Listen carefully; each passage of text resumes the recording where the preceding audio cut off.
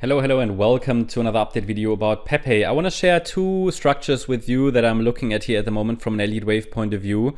The first one is that we are moving up in this major fifth wave, within a fifth wave within a fifth wave. No, that's not correct. A fifth wave within the first wave, and within that fifth wave we are actually in wave 3, but we could be in the late stages. I mean, this target area doesn't necessarily need to be reached. I mean, it already reached all it fulfilled all expectations, this move up. It's already overextended, so we don't necessarily need to see the price hit this Fibonacci extension area that's located between 274473 and 425978, even though it could. I mean, it could, it doesn't have to though.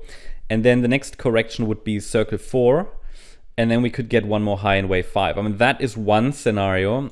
Certainly we only have 3 waves up from the August low. 1, 2, similar to Bitcoin, 2, 3, 4, 5.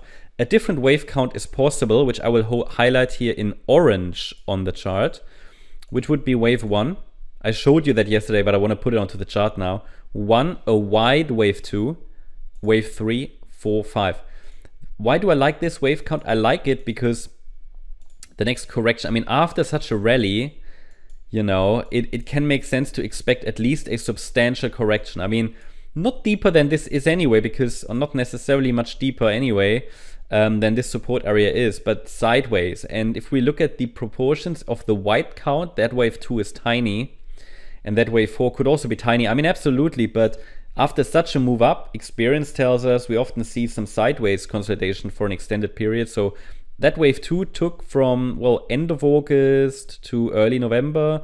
So it took, it could take a couple of months, that wave 4, absolutely, before then the final push to new all-time highs could happen in wave 5.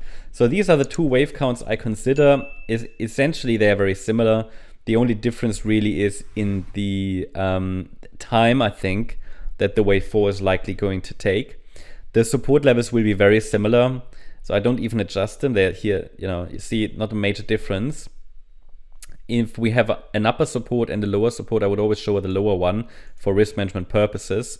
But yeah, they might eventually be a little higher than that, but then I show you the 23.6 Fib level anyway, which is quite shallow, which is normally anyway broken. So we have got it all covered, right? So support starts at 109.325 and goes up to 186.902, but we have no confirmation that this pullback has started. We might still see a little bit more upside continuation before it starts. Looking at the smaller time frame, it is difficult to say what exactly the microstructure is here. It really is difficult to say. I mean, there's not really anything to work with. I'd say, again, it will also depend on whether this is the orange count or the white count.